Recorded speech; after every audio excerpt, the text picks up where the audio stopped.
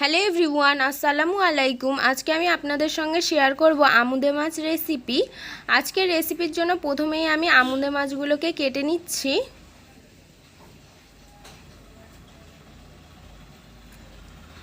সমস্ত আমুদে মাছ কেটে ধুয়ে পরিষ্কার করে নেওয়া হয়ে গেছে। এখন মাছের ওপর থেকে দিয়ে দিচ্ছি পরিমাণ মতো নুন, হলুদ গুঁড়ো আর লঙ্কার গুঁড়ো। উপকরণগুলো ভালোভাবে মাছের সঙ্গে মিক্স করে নিচ্ছি।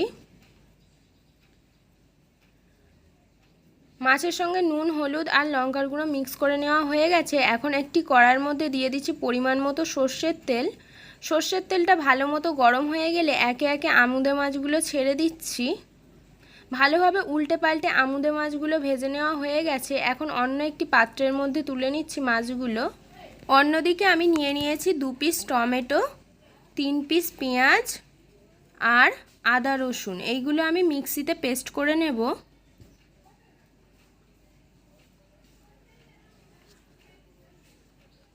প্রথমেই আমি মিক্সিতে আদা রসুন পেস্ট করে নিচ্ছি। আদা রসুন, টমেটো আর পেঁয়াজ মিক্সিতে পেস্ট করে নেওয়া হয়ে গেছে। এটা হচ্ছে টমেটোর পেস্ট, এটা আদা রসুনের পেস্ট আর এটা পেঁয়াজের পেস্ট। এখন আমুদে মাছের রেসিপিটা বানিয়ে নেব। তার জন্য একটি কড়ার মধ্যে পরিমাণ মতো সর্ষের তেল দিয়ে দিচ্ছি পেঁয়াজের পেস্ট। তারপর ভালোভাবে নেড়েচেড়ে পেঁয়াজের পেস্টটা ভেজে নিচ্ছি। পেঁয়াজটা ভালোভাবে ভেজে নেওয়া হয়ে গেলে অ্যাড করে দিচ্ছি আদা রসুনের পেস্ট। আদা রসুনের পেস্টটা দিয়ে ভালোভাবে নেড়েচেড়ে ভেজে নেওয়া হয়ে গেলে দিয়ে দিচ্ছি টমেটোর পেস্ট।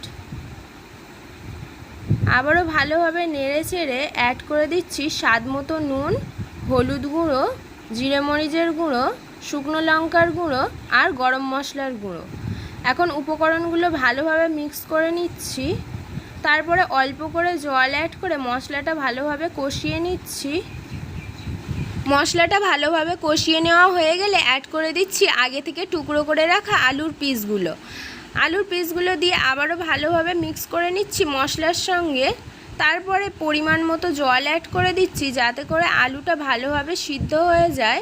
এখন কড়ার ঢাকনাটা চাপা দিয়ে রাখছি কিছুক্ষণের জন্য। কিছুক্ষণ পর কড়ার ঢাকনাটা খুলে আবারও নেড়ে চেড়ে দিচ্ছি। কিছুক্ষণ নেড়ে চেড়ে অ্যাড করে দিচ্ছি পরিমাণ মতো জল। জলটা দিয়ে আবারও ভালোভাবে নেড়েচেড়ে মিক্স করে নিচ্ছি। তারপরে অ্যাড করে দিচ্ছি আগে থেকে ভেজে রাখা আমুদে মাছ। আমুদে মাছটা দিয়ে ভালোভাবে মিক্স করে নিয়ে অ্যাড করে দিচ্ছি ধনেপাতা কুচি। তারপরে আবারও ভালোভাবে নেড়েচেড়ে কড়ার ঢাকনাটা চাপা দিয়ে রাখছি। এখন ঝোলটা ফুটে আসা পর্যন্ত অপেক্ষা করব। প্রায় 5 মিনিট মতো পর ঝোলটা ফুটে উঠেছে। এখন একটু নেড়েচেড়ে নামিয়ে নিলেই আজকের আমুদে মাছ রেসিপিটা সার্ভ করার জন্য রেডি হয়ে যাবে। আজকের রেসিপিটা এই পর্যন্তই। আজকের রেসিপিটা যদি ভালো লেগে থাকে হাবিবার রান্নাবাটি চ্যানেলটিকে সাবস্ক্রাইব করে অল নোটিফিকেশান অন করে রাখবেন। ফিরে আসবো আবারও নেক্সট কোনো রেসিপি নিয়ে। সম্পূর্ণ রেসিপিটা দেখার জন্য ধন্যবাদ।